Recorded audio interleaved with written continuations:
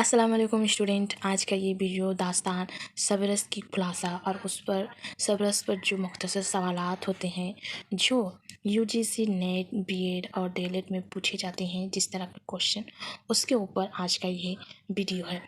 तो आज सबरस जो है दास्तान सबरस का खुलासा, इससे पहले में एक वीडियो है जो एमए का जो एक वीडियो है उसमें उसके सिलेबस में दास्तान सबरस था, तो उसमें उसका जो खुलासा मैं रीड की हूँ, आप वो भी देख सकते हो। उसमें डिटेल्स में सबरस के बारे में दी हुई है, उसका लिंक मैं नीचे डिस्क्रिप्शन बॉक्स में दे दूँगी।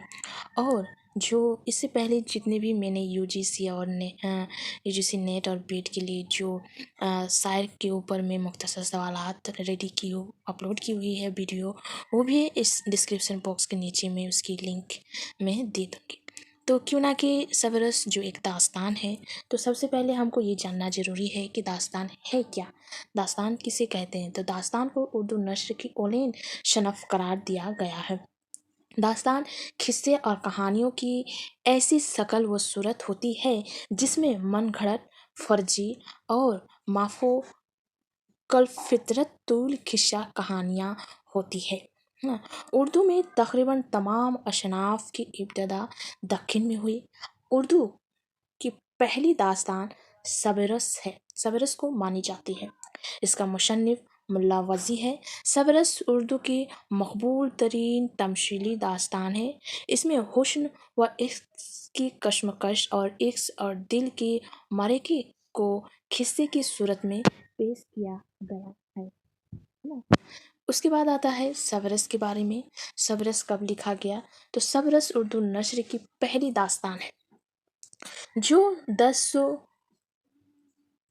1045 हिजरी मतलब 1635 ईस्वी में अब्दुल्ला कुतुब शाह दक्कन की फरमाइश पर उसकी दरबारी शायर असदुल्ला वज़ी ने तालीफ की थी। इस दास्तान में हुस्न इश्क की मर्की को एक तमसीली खिस्से की सूरत में पेश किया गया है। वाहिजी इससे बिस्तर अब्दुल्ला कुतुब शाह के दादा मोहम्मद कुली कुतुब शाह के आखिरी ज़माने में एक मसनवी कुतुब मिस्त्री भी लिखी थी, जिसमें खुद बादशाह मोहम्मद कुली कुतुब शाह की बहुमती के साथ दास्तान इश्क इस्तारी पेरवी में बयान की गई है। उसकी सन तसन्निफ 1609 है और ये 1635 में लिखी है ना। ये मसनवी जो कुतुब मिस्त्री है, अपने दिलकश असलूब और रोमानी तख़ील की वजह से कदीम दक्कनी उर्दू की बेहतरीन मसनवियों में शुमार होती है ना। ये हो गया।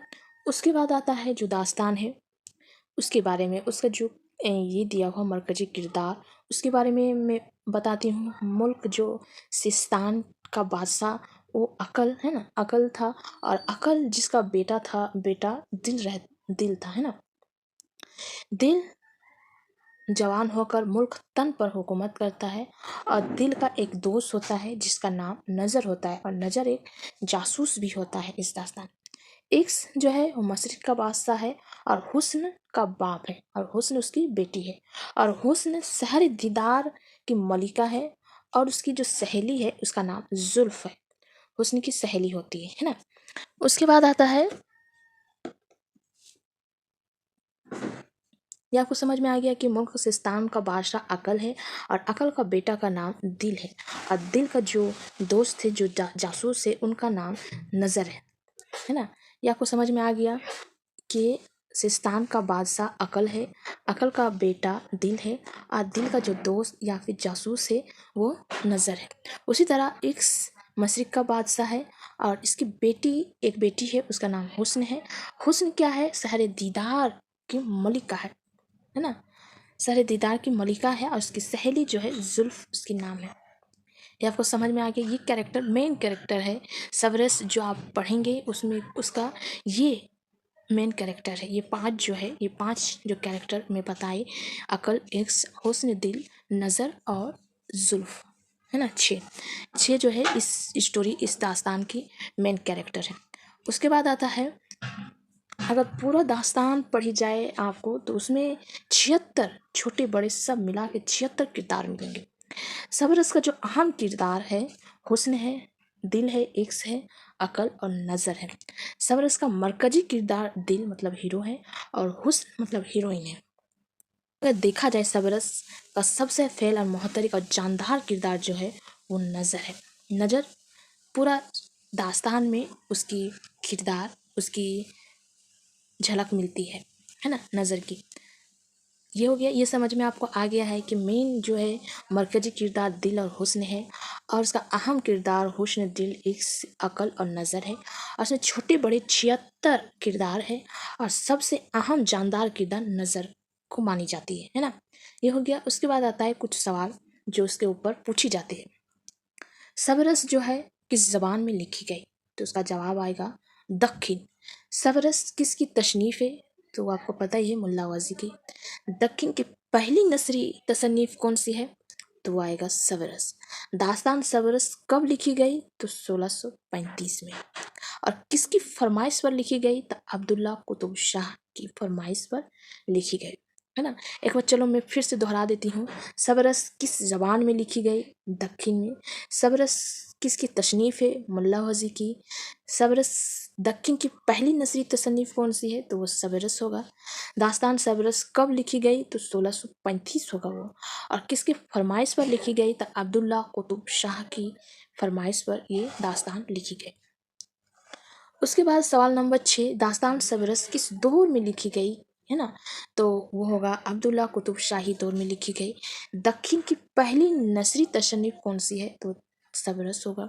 सबरस में अकल बादशाह को किस मुल्क का हुक्मरान बनाया गया है, तो वो होगा सिस्तान का। मुल्ला वज़ी का पूरा नाम क्या है, तो अशदुल्ला वज़ी था है ना। उसके बाद 10 नंबर आ जाएगा। मुल्ला वज़ी ने कुतुब शाही दौर के कितने दौर देखे थे, है ना। तो मुल्ला वज़ी ने 4 दौर देखे थे, यानी इब्राहिम कुतुब शाह, मोहम्मद कुली कुतुब शाह, मोहम्मद कुतुब शाह और अब्दुल्ला कुतुब शाह, है ना। ये 4 दौर वो कुतुब शाही दौर में देखे थे। तो इसको मैं फिर से एक बार और बता देती हूँ। दास्तान सबरस किस दौर में लिखा गया, तो होगा अब्दुल्ला कुतुब शाही दौर में। दक्खिन की पहली नशरी तशन्नुफ़ तो होगा सबरस। सबरस में अकल बादशाह को किस मुल्क का हुक्मरान बनाता है, तो वो होगा सिस्तान का। मुल्ला वज़ी का पूरा नाम अशदुल्ला वज़ी है। और मुल्ला वज़ी ने कितने दौर देखे थे, तो वो हो गए 4। इब्राहिम कुतुब शाह, मोहम्मद कुली कुतुब शाह, मोहम्मद कुतुब शाह और अब्दुल्ला कुतुब शाह, ये 4 दौर देखे थे।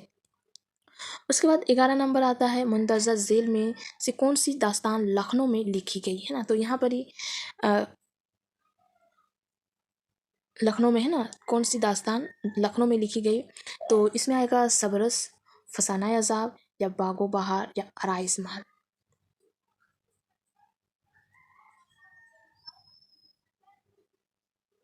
है ना। तो उसका जवाब में आ जाए, क्यों ना कि मैं सबरस के बारे में बता रही, तो उसका जवाब भी सबरस होगा। फ़ोक अल फितरत अनाशरान अशनाफ में से किस में होता है, तो वो दास्तान में होता है ना। उसके बाद आएगा दास्तान की अहम खसूसियात क्या है, तो किस्सा दर किस्सा होता है, उसकी अहम खसूसियात में शामिल होता है। उसके बाद आ जाएगा सवाल नंबर 13, मंदरजा झेल में से किस ज़ामरे में तरतीब सही है ना। तो यहाँ पर दिया हुआ बागो बहार, सबरस, फसाना अजाब, फसाना आज़ाद।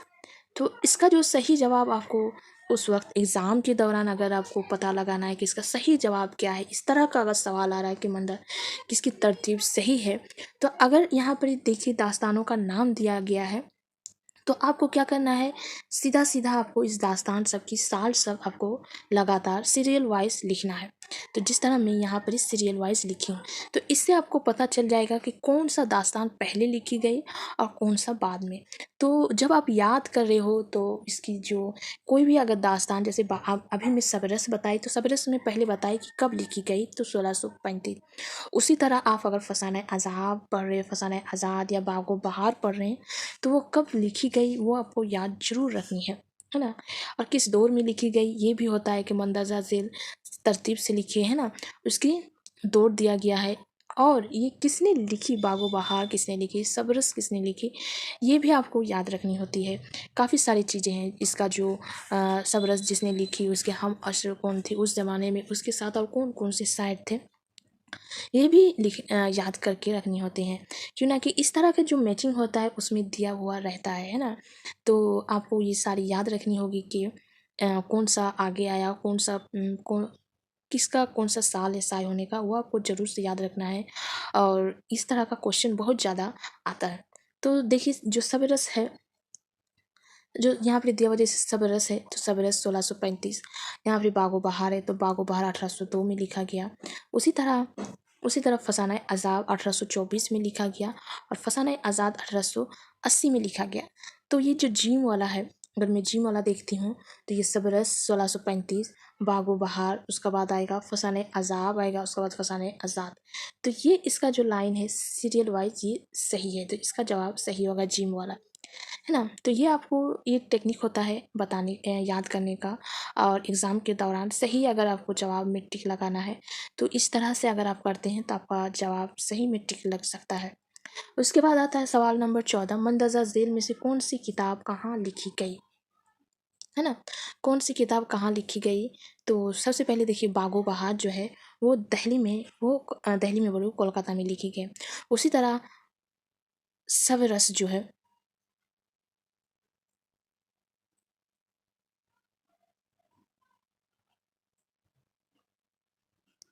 शब-ए-रस जो है वो हैदराबाद में लिखी गई। उसी तरह फसाने-आज़ाद जो है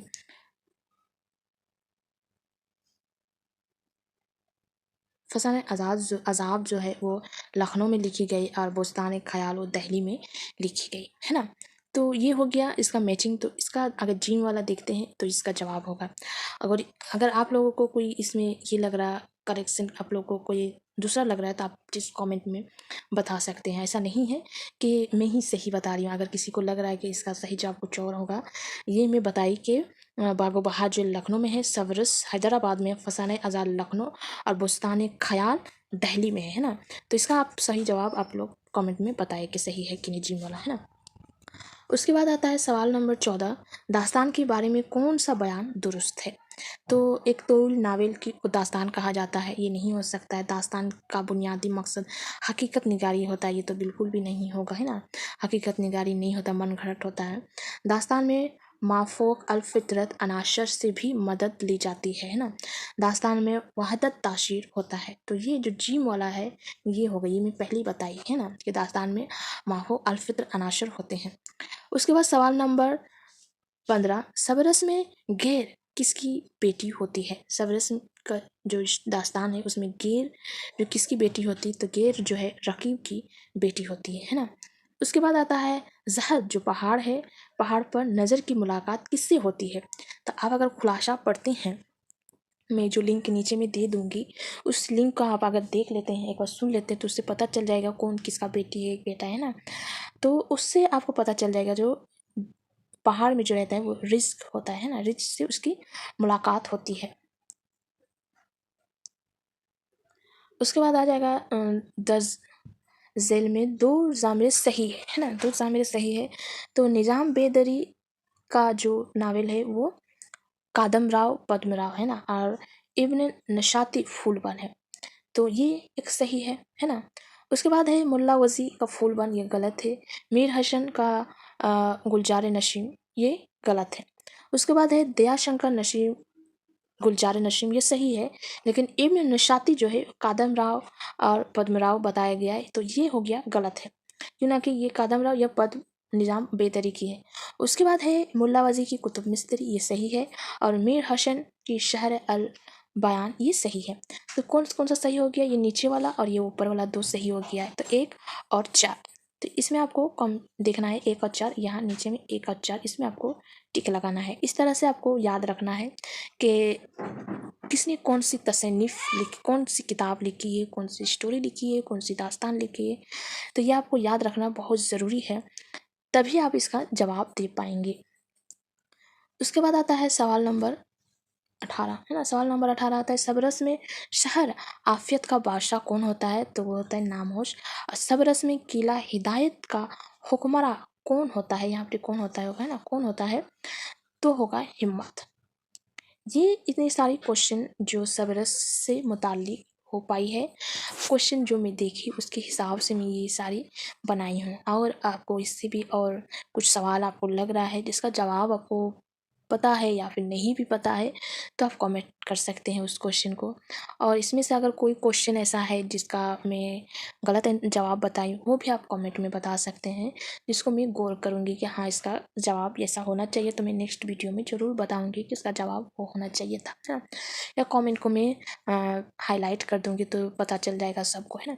तो ये हो गया सबरस जो है, सबरस जो दास्तान है उसके सिलसिले में कितने सारे शॉर्ट क्वेश्चन बनते हैं, और उसकी जो खुलासा है वो नीचे डिस्क्रिप्शन में लिंक दी हुई है, उसका खुलासा आप वहाँ से देख लीजिए। और उसके बाद ये सबरस के बारे में देखिए और बताइए कि ये वीडियो कैसा हुआ। और जो पहली मर्तबा मेरे वीडियो चैनल पर मेरी वीडियो देख रहे हैं, पहले सब्सक्राइब जरूर कर दें ताकि मुझे पता लगे कि इतना इंसान देख रहे हैं, इतनी स्टूडेंट है मेरे चैनल को देखने के लिए, है ना। तो ये हो गया सारे सब दास्तान सबरस के बारे में। और इसके नेक्स्ट में मैं किसी और दास्तान के सिलसिले में इसी तरह की सोर्स क्वेश्चन बनाऊंगी ताकि आप लोगों को हेल्प हो सके, जो कम्पिटिटिव एग्ज़ाम आप लोग देना चाहते हैं उससे, है ना, उसके बारे में। तो ये हो गए सारे सवालात। और कुछ अगर आपको लगता है कि क्वेश्चन बाकी रह गया तो आप कमेंट जरूर कीजिए। चलो चले आज के लिए यहीं तक।